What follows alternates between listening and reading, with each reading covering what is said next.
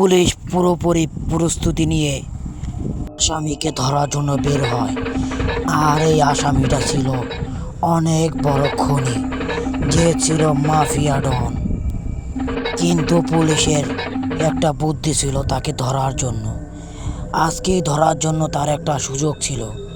আজকে যদি পুলিশ না ধরতে পারে তাহলে কোনোদিনই তাকে ধরতে পারবে না। আর পুলিশ তাকে ওই জায়গায় থেকে বের হতে বলে। আরে ফাইজার, আজকে তোর ভাগার রাস্তা সব বন্ধ। তুই যদি বাঁচতে চাস তাহলে আত্মসমর্পণ কর। আরে পুলিশ স্যার, পালানো তো আমি শিখে নেই, আর মৃত্যুকে তো আমি ভয়ই পাই না। হা হা হা। স্যার স্যার, এর হাসি শুনে তো আমার খুব ভয় লাগছে। ও তো মনে হচ্ছে ভয় পাচ্ছে না। আমার তো মনে হচ্ছে কোনো গড়বড় হবে স্যার। ফাইজার, তোকে আমি শেষবারের মতো অনুরোধ করছি, তুই অস্ত্রটা আমাকে দিয়ে দে, আর না হলে তোকে ইনকাউন্টার করে দেব। হা হা হা। আরে মেরে দে আমাকে, আমিও দেখতে চাই মৌত কিরকম দেখতে হয়। হা হা। ফাইজার তখনই অফিসারদের উপর গুলি করতে শুরু করে, আর পুলিশ স্যাররাও তার উপর গুলি ছড়তে লাগে।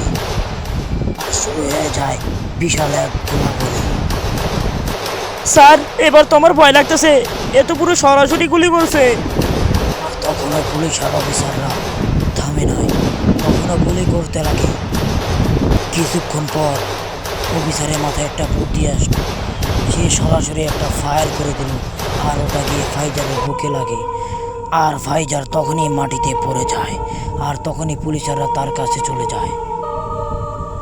আর ফাইজার পড়ে যাওয়ার পর তার চোখ বন্ধ হয়নি, তিনি তখনও জীবিত ছিল। আর সে বলতে থাকে, আরে পুলিশ, তুই কি ভাবছিস আমি মরে গিয়েছি? আরে না, আমি তো মরি নাই। খেলা তো এখনো শুরু হয় নাই, এবার থেকে তো খেলা এবার শুরু হবে। আর তখন ফাইজার মারা যায়, আর পুলিশ অফিসাররা একে অপরের দিকে তাকিয়ে থাকে আর ঘাবড়ে যায়। তারা কি করবে তা বুঝতে পারতেছিল না। আরে স্যার, ও তো মারা গেল, ও আবার ফিরে আসবে না তো? আরে আমরা তো বলতে পারি না, ও আবারও ফিরে আসতে পারে, ও আবারও আমাদের মাঝে ফিরে আসতে পারে। আর তখন পুলিশ অফিসাররা আস্তে আস্তে ফাইজারের লাশের কিনারে যাইতে লাগে, আর গিয়ে দেখে ফাইজার পুরোপুরি মারা গিয়েছে। আর তখন তার পিস্তলটা নিয়ে তার পকেটে রেখে দেয়। তার শরীর থেকে যত স্বর্ণ রূপা ছিল সব খুলে নেয়। আরে ফাইজার, তুই তো আগে বলেছিলি তুই মৌতকে দেখবি, এবার তো তোর খেলা শেষ।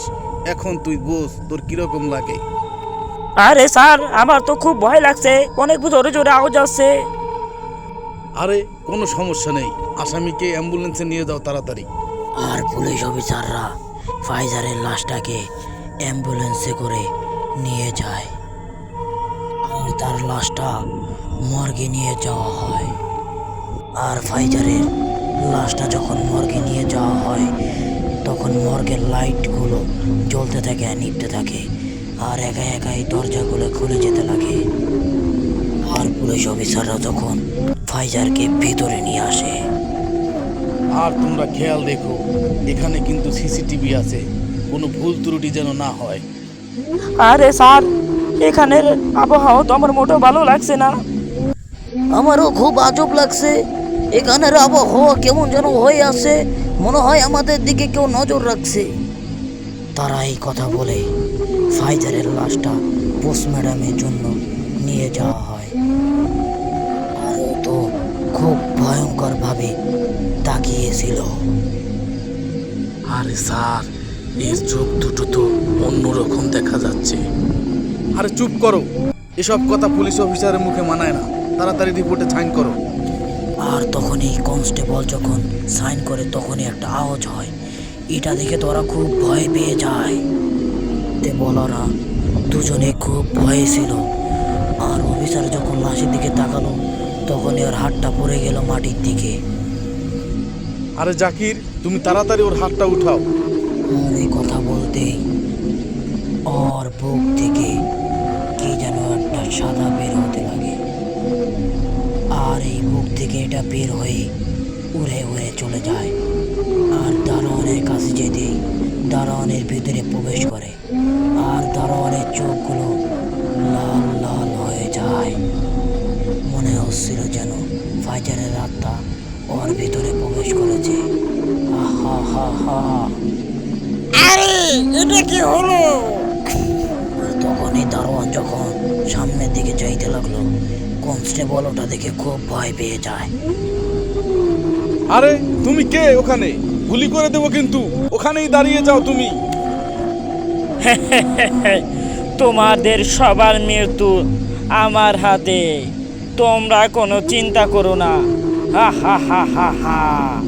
আর এই কথা শুনতেই সমস্ত পুলিশরা পিছপা হয়ে যায়, আর ফাইজারের গলার হারটা আর পিস্তলটা জ্বলতে লাগে। লাইট একবার নিভে আর একবার জ্বলতে লাগে, আর সবার চেহারাই ছিল অনেক ভয়। পুলিশরা সবাই ভয় পেয়ে যেতে লাগে, আর দারোয়ানের চেহারা ছিল অনেক ভয়ানক, যা দেখতে পুরো একটা আত্মার মতো। যা ছিল। আরে তুমি কোথায় যাচ্ছ? গুলি করে দেবো কিন্তু একদম। তোমাদের সবার মৃত্যু এখন আমারই হাতে। হা হা হা। আরে স্যার, এটা তো কোনো মানুষ মনে হচ্ছে না, এটা তো মনে হচ্ছে একটা প্রেতাত্মা। স্যার আপনি গুলি করে দেন। আর যখনই দারোয়ানটি সামনে যেতে লাগে, তখনই কনস্টেবলের সারা শরীরে কিরকম যেন অনুভূতি হতে লাগে। আরে কেউ আছো, বাঁচাও আমাকে। আরে ওকে ছাড়ো, ছাড়ো ওকে, না হলে তোমাকে গুলি করে দেবো। আর এটা বলতে কনস্টেবল মাটিতে পড়ে যায়। আরে স্যার এটা কি হলো? ও তো মাটিতে পড়ে গেল, আর আমাদের কি হবে? আর এই দৃশ্য দেখে সমস্ত পুলিশ অফিসাররা খুব ভয় পেয়ে যায়, আর এটা দেখে দারোয়ান হাসতে লাগে। হা হা হা হা হা হা। আর তখনই পুলিশ অফিসার গুলি চালিয়ে দেয়, কিন্তু ও ওখান থেকে গায়েব হয়ে যায়। আর তখনই পিছপা হতে টেবিলের নিচে দেখে কে যেন চোখ লাল লাল হয়ে বসে আছে। আর তখনই দারোয়ানটা ভয়ঙ্কর শব্দ করতে লাগে। এটা দেখে তো পুলিশ অফিসাররা খুব ভয় পেয়ে যায়, আর বলতে লাগে তোমাদের মৃত্যু আমার হাতে।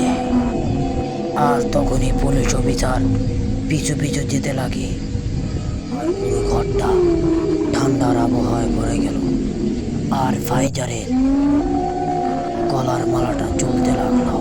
পুরো রুমটাই আলোকিত হয়ে গেল। বন্ধুরা, তারপর কি হবে তোমরা যদি দেখতে চাও তাহলে কমেন্টে পার্ট 2 লেখো। আর মনে করে চ্যানেলটা কিন্তু সাবস্ক্রাইব করে